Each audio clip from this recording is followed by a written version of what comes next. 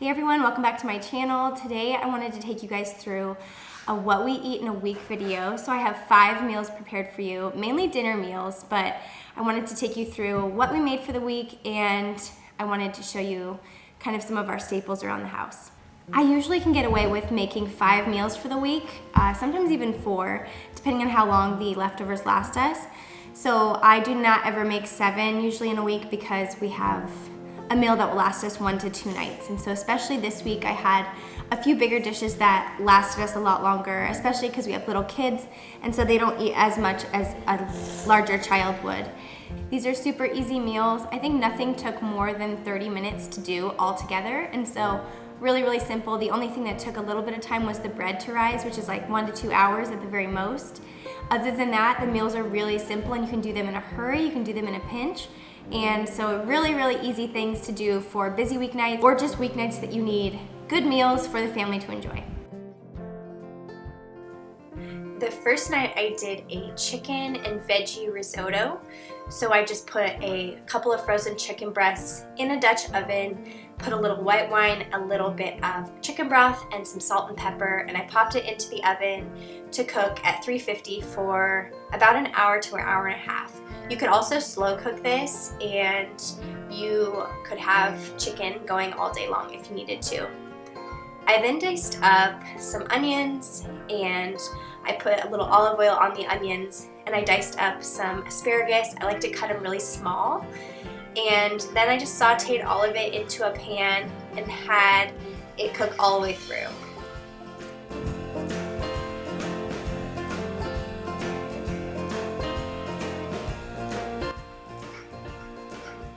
I love adding butter to everything too, so I added some butter. And then here I have broth, I have white wine, arborio rice, and Parmesan cheese. Those are the main ingredients you'll use for your risotto. Risotto is one of those things where you need to just do it nice and slow and stir it a lot, but it really doesn't take a lot of time. Just stir it constantly.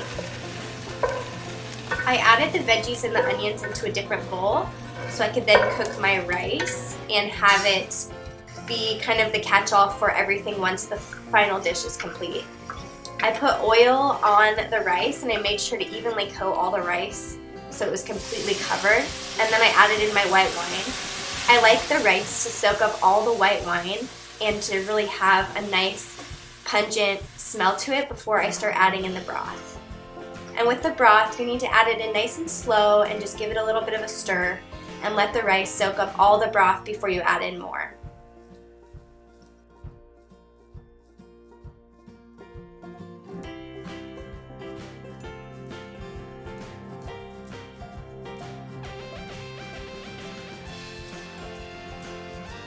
I usually just use by feel with this recipe, so I don't really go off of measurements, but typically it's about 4 cups of broth, and it is about 2 chicken breasts shredded, and then about a cup of Parmesan cheese at the very end. I added everything into a bowl and added my final pour of chicken broth in there, and then once the rice starts feeling like it's really pretty cooked, I add the cheese, and it might seem a little runny at first, but it will all settle together and it'll form that nice creamy rice texture that risotto is so famous for.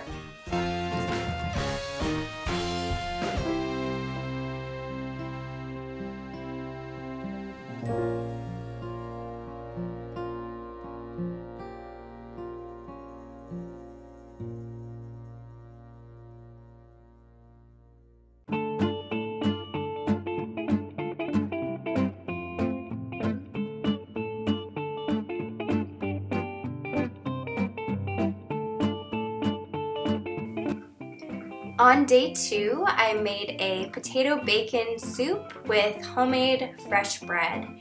I have this bread recipe on my YouTube channel, so I'll link that above. It's really easy and it really doesn't take that long, so I just added a little bit of yeast, water, salt, flour, and let it rise for about 1.5 to 2 hours at the most. You could really let it rise as long as you want to. It doesn't hurt it either way. I then diced up some potatoes, some carrots, some celery, some onion, and put it all into this Dutch oven, which I didn't realize, but I had too small of a Dutch oven, so I ended up changing it to a larger Dutch oven later. Once the bread has risen, I just punch it down and I add a little bit of flour to it. I let the kids play with a little bit of dough in this video. They love doing that, and so I decided to incorporate them in the kitchen for this meal, let them play around with it, and we had a good time with it.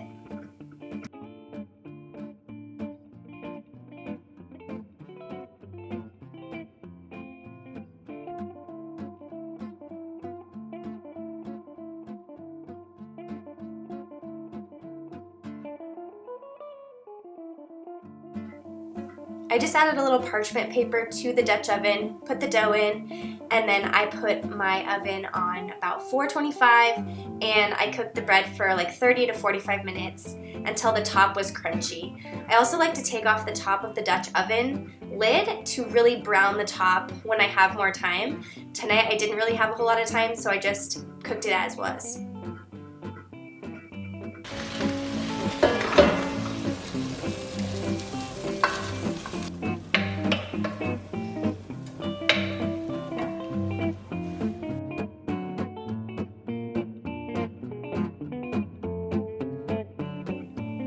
I used a little bit of butter and just softened the veggies up, and then I added some garlic in.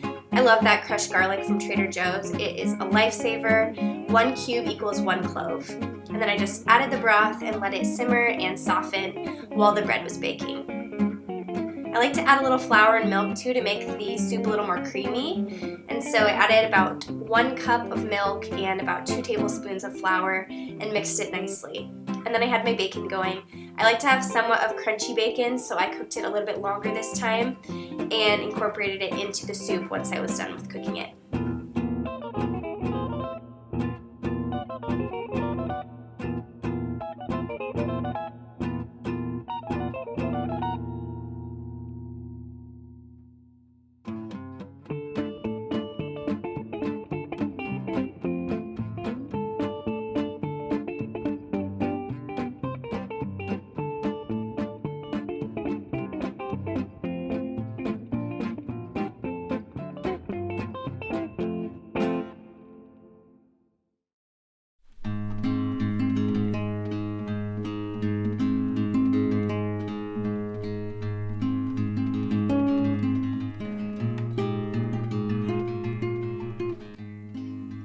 On day 3, we did the famous Italian sausage pasta dish that my family loves so much. I will leave the link to how to make this dish in the description box as well as up above.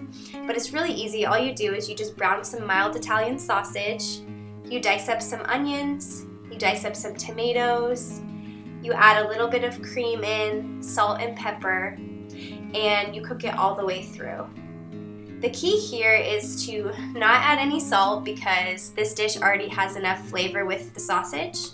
But you want to add some pepper and you want to add some Parmesan cheese at the end, as well as some red chili pepper flakes to make it just a little bit spicy. You can really do this at your own level of comfort. And let it all cook together and you have yourself a really flavorful pasta dish that takes not that long.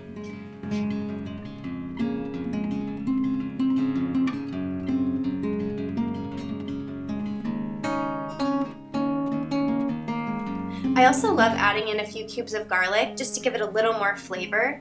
You can leave this out if you don't have garlic on hand. It tastes just great without it, but I wanted to add a little more flavor to it tonight.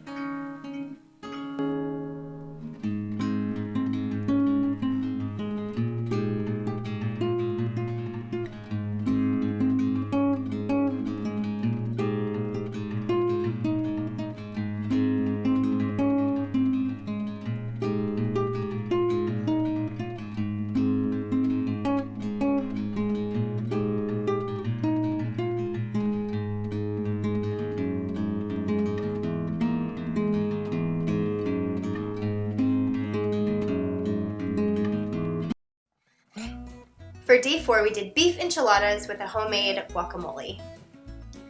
Brown some beef and some onions with some taco seasoning, and then get your guacamole ingredients ready. And then this is the key here, the enchilada sauce cut with sour cream.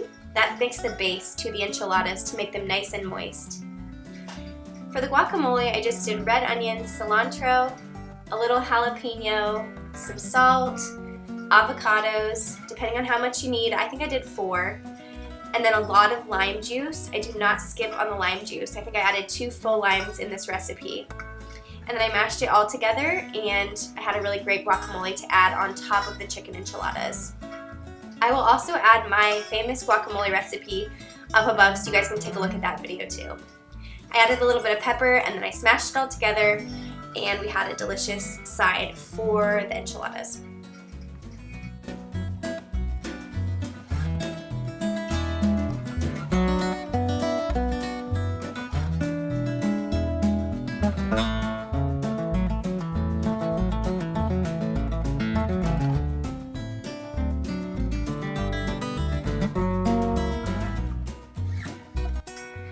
Now is when you layer it. So I do an enchilada sauce on the bottom with corn tortillas, the meat of choice, and then some cilantro, some onions if you have them diced up. If you don't, that's fine. I don't think I did this time. Some olives, some cheese, and then I put another layer. So it's pretty simple once you get the ball rolling.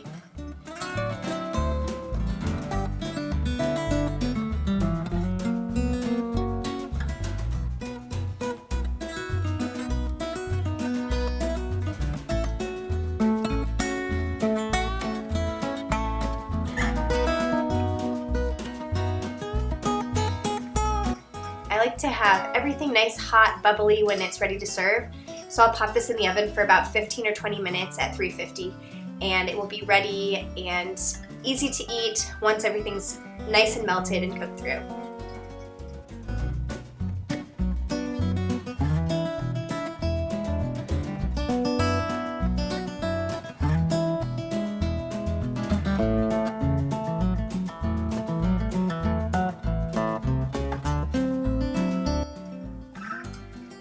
On day 5, I did a homemade chicken pot pie. I started by making the gravy. I just melted a little bit of butter, added some flour, and I made sure to stir it really, really well so there's no clumps in the gravy. You do about a stick of butter, and I think it's like 2 or 3 tablespoons of flour, depending on how thick you like it. And then you add in some salt and some pepper to taste, and then you add in your broth. And that is really all you do for gravy. It's really simple, and this makes a really flavorful base for the chicken pot pie.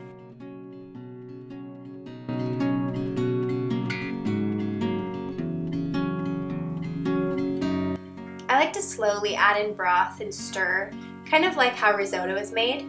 And then I'll add in some frozen veggies, and I will either use a rotisserie chicken or I'll throw some frozen chicken breasts in the Dutch oven really quick. There's a lot of different ways you can do the chicken, but the best part about this whole dish is the homemade pie crust that I make. I will leave that in the video above. It's a really, really good flaky pie crust that works really well for chicken pot pies, berry pies, and quiches. I don't do anything fancy for the pie, I just set it in, and then I blind bake it for about 10 minutes. I'm taking out my chicken now. I threw some chicken in and I'm shredding it to add to the gravy and vegetable mixture, and that's going to be the filling for the chicken pot pie.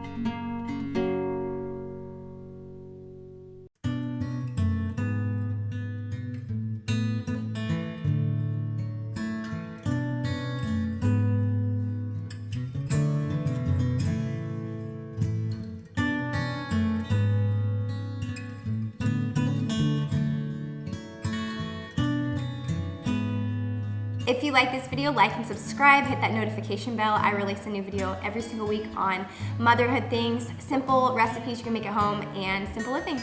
We'll see you next time.